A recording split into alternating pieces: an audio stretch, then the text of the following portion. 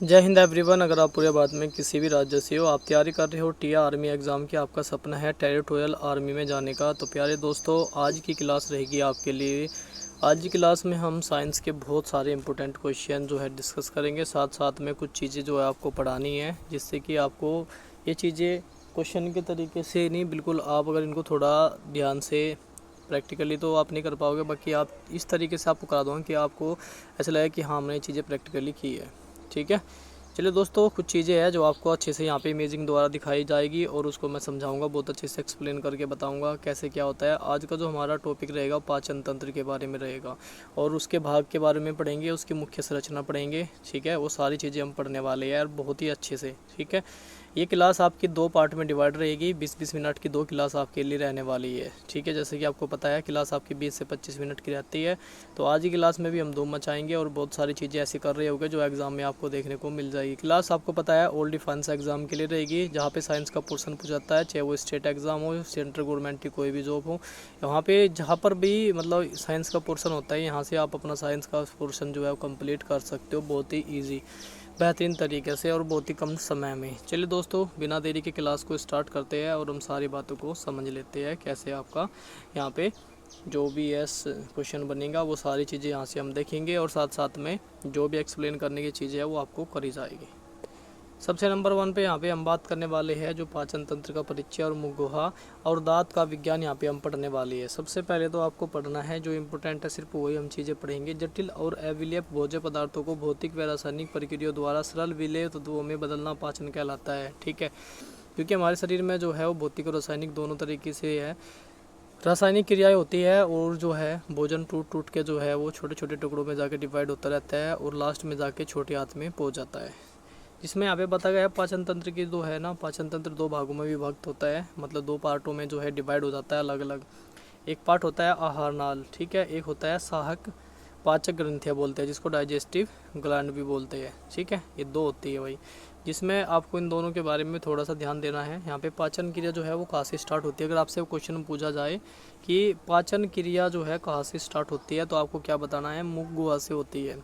ठीक है, उसके बाद सेकंड अगर आपसे देखो, ये सारा का सारा पाचन प्रणाली जो भी आपका है ना, लास्ट तक मैंने यहाँ पे ऐड किया है ताकि आपको चीज़ें समझने में या कुछ भी ऐसे गलत नहीं कर पाओगे। यहाँ से आप क्वेश्चन देखो, ये सारी चीज़ें मैंने इस तरीके से ली है स्टार्टिंग से, पाचन जब स्टार्ट होता है और लास्ट में कहाँ जाके गिरता है, वो सारी चीज़ें मैंने यहाँ पे ली है।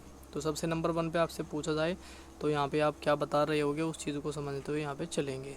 ठीक है, सबसे नंबर 1 पे यहाँ पे आपका बताया मैंने, पाचन क्रिया कहाँ से प्रारंभ होती है, मुख गुहा से, समाप्त कहाँ पर होती है, यहाँ पे लास्ट में जाती है, गिरती है वो बड़ी आंत में अंदर, उस छोटी आंत, उसके बाद में आती है बड़ी आंत, फिर जाती है मलाशय। चलो मैं स्टार्टिंग से आपको बताता हूँ।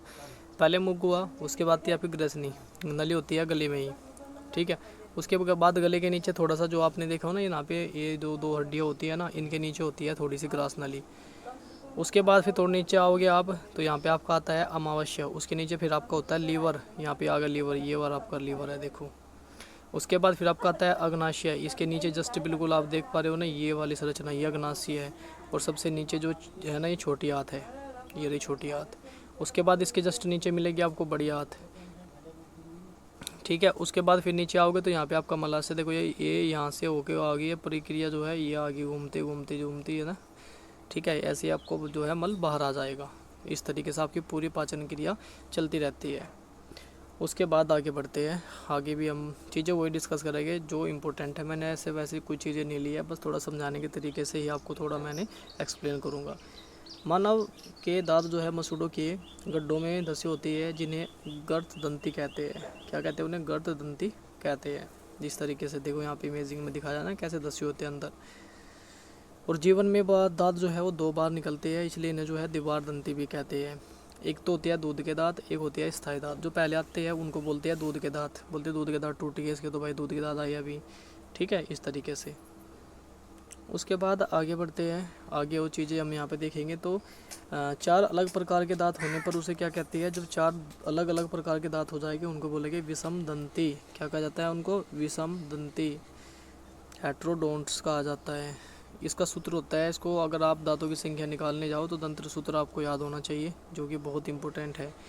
अगर आपसे पूछा जाए वयस्क के बारे में तो यहाँ पे आपसे सूत्र वगैरह नहीं पूछेगा, तो आपको आना चाहिए निकालना। 21-23/21-23 गुणा 2 कैसे निकालोगे आप समझो। देख, अगर आपसे पूछा जाए कृंतक कितने होती है, तो 2 में 2 जोड़ोगे, कितना हुआ 4, 4 की 2 में गुणा कर देंगे 8 हो जाएगा। ठीक है, कितना हो जाएगा 8 आ जाएगा इस तरीके से।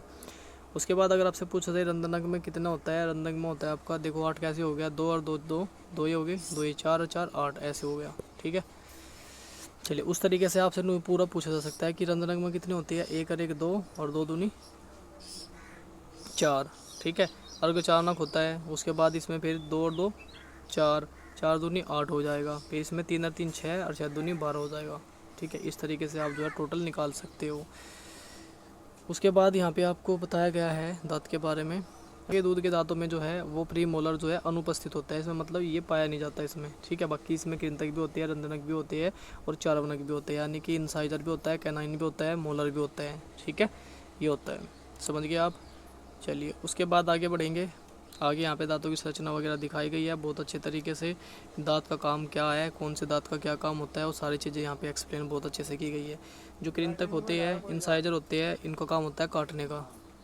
ठीक है भाई, उसके बाद कृंतक का क्या काम हो गया, ये दांतों ये काटने का काम करते हैं। जैसे आप भोजन आप खाओगे उसको काटने का काम मिलता है कृंतक का, यानी इंसाइजर का। उसके बाद है फिर रंधनक। रंधनक क्या करते हैं, भोजन को फाड़ते हैं। कोई भी चीज़ आप खाओगे तो उसको फाड़ने का काम करते हैं ये। ठीक है, रंधनक कैनाइन बोलते हैं इनको।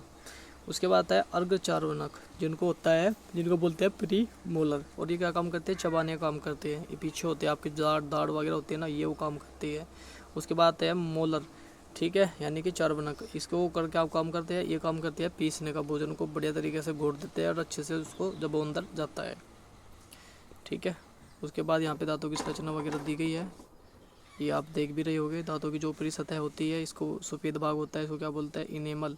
उसके नीचे क्या होता है, डेंटिंग। उसके नीचे क्या होता है, पल्प। उसके नीचे जो होता है आपका फिर होता है मसूड़ा, जिसको बोलते हैं। ठीक है, जो आपको होता है, किसी सबका अलग अलग होता है, किसी का वाइट होता है, किसी का जो है हल्का सा रेड होता है, वो वाला। अगर आपसे पूछा जाए जो इनेमल होता है कैल्शियम फॉस्फेट का बना होता है, जो कि सबसे कठोरतम तत्व होता है। क्या होता है, सबसे कठोर तत्व माना जाता है। ठीक, चलिए उसके बाद आगे यहाँ पे दांत के बारे में हमने सारी चीज़ें पढ़ लिया, आगे बढ़ते हैं अब। उसके बाद थोड़ा सा नीचे आओगे तो यहाँ पे हम जीभ के बारे में पढ़ेंगे। तो जीभ के बारे में जानेंगे, जीभ का जो स्वाद है, क्षेत्र है, ग्रसनी और ग्रास नली में भोजन का प्रभाव, ये सारी चीज़ें हम यहाँ पे अब पढ़ रहे होंगे। ठीक है, जिसमें सबसे नंबर 1 पे हम बात करेंगे जो मुख गुहा के पर्स होता है, ये आपको यहाँ पे दिखाई गई है चीज़ें, देखो। ठीक है, वो जो होते हैं ना, स्वैच्छिक मांसपेशियों की संरचना है, जो कि भोजन में लार बनाने और निगलने का कार्य करती है। भोजन को में लार बनती है कहाँ पर, जीभ पर, और उसको निगलती क्या, जीभ के द्वारा ही उस भोजन को निगला जाता है। ठीक है, ये काम होता है इसका मुख गुहा का। उसके बाद आगे देखेंगे यहाँ पे, इस स्थिति में स्वाद कलिकाएँ, एक यहाँ पे क्या जीभ के अंदर होती है स्वाद कलिकाएँ, जिससे कि हमें स्वाद का पता चलता है।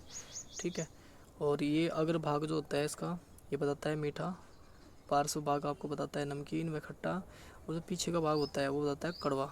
ठीक है, जब आपको कोई चीज़ खाते हो यार खट्टी है, तो यार ये हमने कोई चीज़ खा ली है तो बहुत अच्छी मीठी है, यार ये तो बहुत तीखी थी, इसमें तो कोई टेस्ट नहीं है। तो ये जो भी टेस्ट बताता है ये जीभ में होती है, ये हमारे देखो जीभ में होता है, जिसमें यहाँ पे आपको समझाया गया है। जो पश्चिम भाग होता है आपके पीछे वाला, इसमें कड़वा बताते हैं। पार्श्व भाग ये होता है आपका साइड वाला, ये वाला दोनों साइड का, ये साइड वाला भाग होता है, इसमें आपको खट्टा नमकीन ये पता चलता है। और आगे जो होता है ना, आप जीभ डाल के देखते हो कि ये चीज़ में से जीभ का लगा के हल्का सा आगे, तो उससे आपको पता चलता है कि मीठा है क्या है। ठीक, ये आपका जीभ का हो गया कि जीभ आपका स्वाद कैसे बताती है। उसके बाद आ जाता है फिर आपका मुख गुहा। मुख गुहा के पीछे जो ग्रसनी होती है, जो भोजन और वायु दोनों का वो बेनिष्ठ मार्ग है। ग्रसनी, ये वाली ग्रसनी देखो, यह वाली ये है ग्रसनी।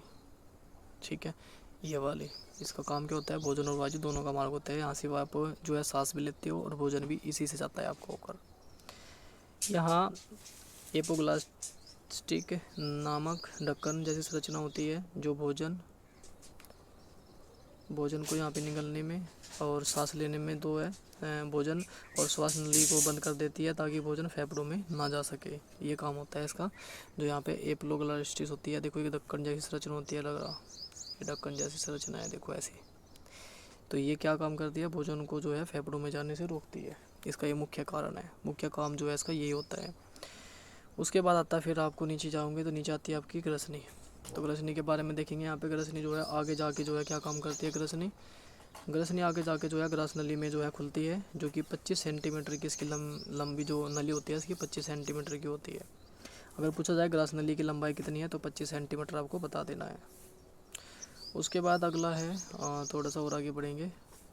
ग्रास नली में भोजन का कोई रासायनिक पाचन नहीं होता है, इसमें कोई ऐसा कुछ भी इसका रोल नहीं रहता है। इसकी दीवारों में होने वाले संकुचन और शिथिलन की विशेष गति जिसे क्रमानुकुंचन कहते हैं, भोजन को नीचे अमावस्या में ढकेलती है। एक काम क्या होता है इसका, भोजन को अमावस्या में ढकेलना। ग्रास नली का एक ग्रसनी का काम होता है भोजन को अमावस्या में ढकेलने का काम इसका होता है। ठीक है, ये यहाँ पे संरचना भी दिखाई गई है, ये रही अमावस्या में कैसे भोजन को ढकेल रही है। यहाँ पे पहले संकुचन, फिर भोजन यहाँ पे पहुँचा, फिर यहाँ पे शिथिलन हुआ, ठीक है, फिर वो नीचे गया।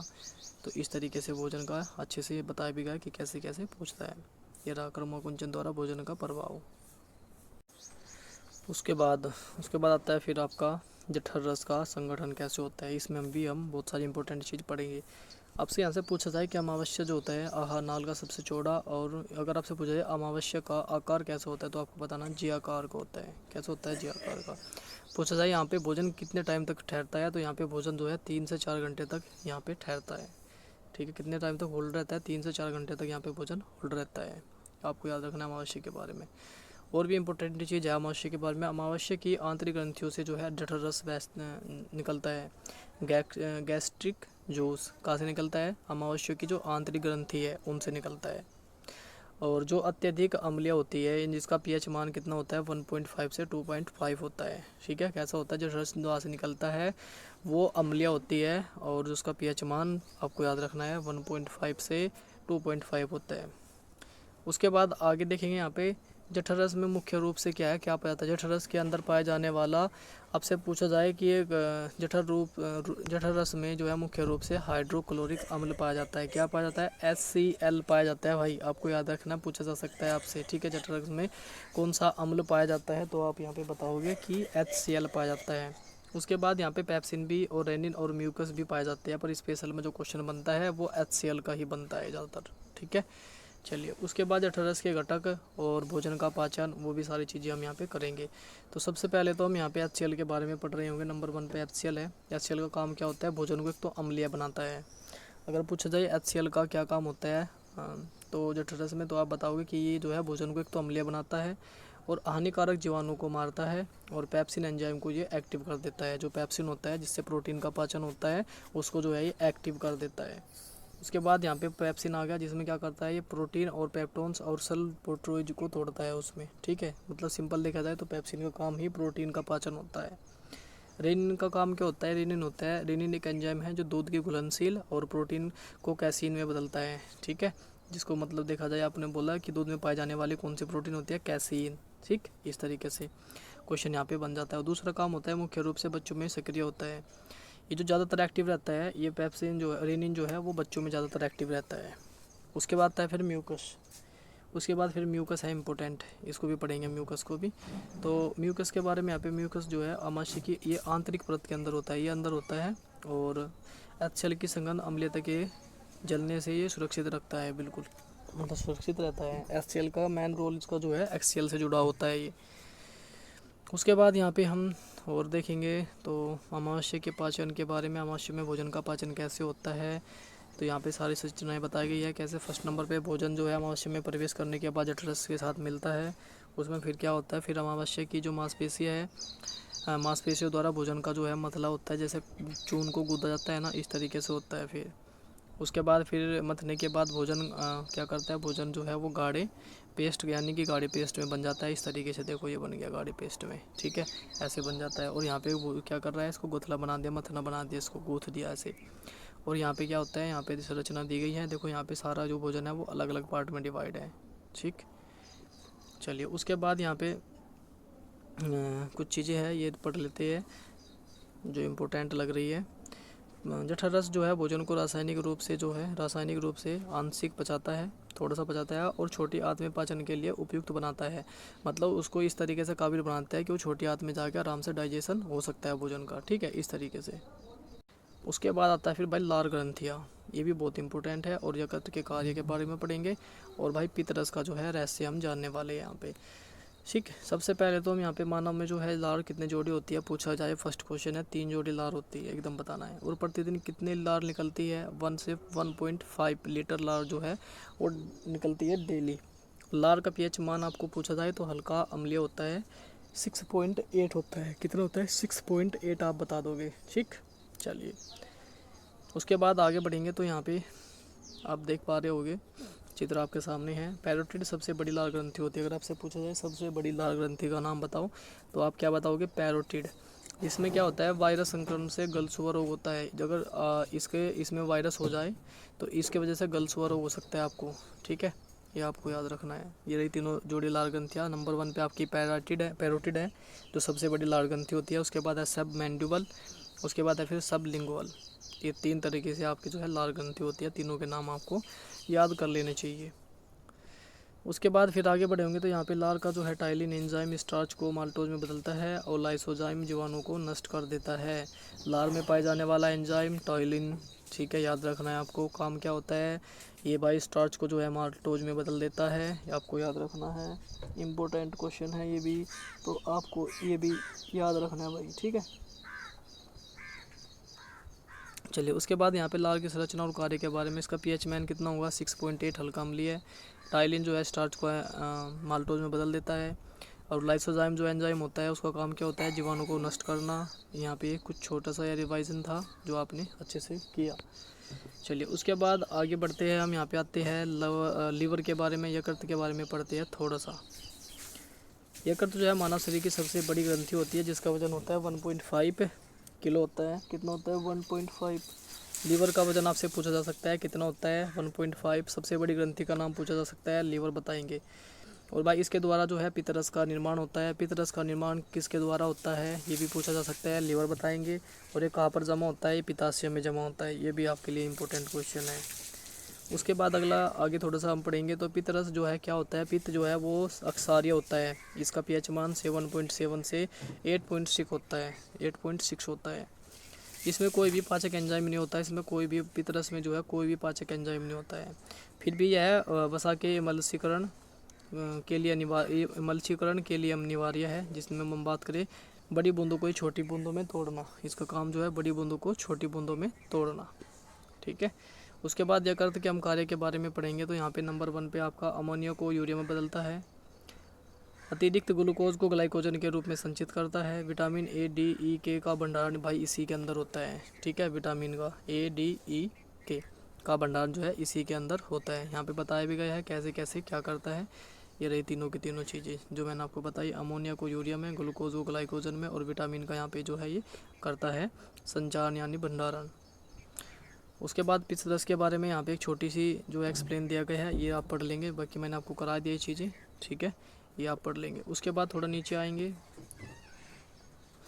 और यहाँ पे हम बात करने वाले हैं, देखो दोस्तों, नीचे हम आएंगे तो लार जो होती है, लार में पाचन की जो शुरुआत होती है, लार पाचन की शुरुआत होती है। सबसे पहला जो है लार से ही स्टार्ट होता है पाचन, ठीक है। अगर लार नहीं बनेगी तो भाई पाचन नहीं हो पाएगा। तो हर चीज़ का हमारी बॉडी में हर एक चीज़ों का हर एक मोड पे बहुत इम्पोर्टेंट है, ठीक है। अपनी अपनी जगह सारी चीज़ें बहुत इंपॉर्टेंट है, छोटी से छोटी चीज़ें। उसके बाद यहाँ पे नीचे लिखा है पित्तरस में जो है वसा के पाचन जो है, पित्तरस जो है वसा पाचन में सहायक होता है। और यकृत शरीर में रासायनिक संतुलन व पोषण भंडारों के लिए महत्वपूर्ण भूमिका निभाता है, ठीक है। तो सारी चीज़ें बहुत इंपॉर्टेंट है। लीवर हमारे लिए बहुत मोस्टली इम्पोर्टेंट है।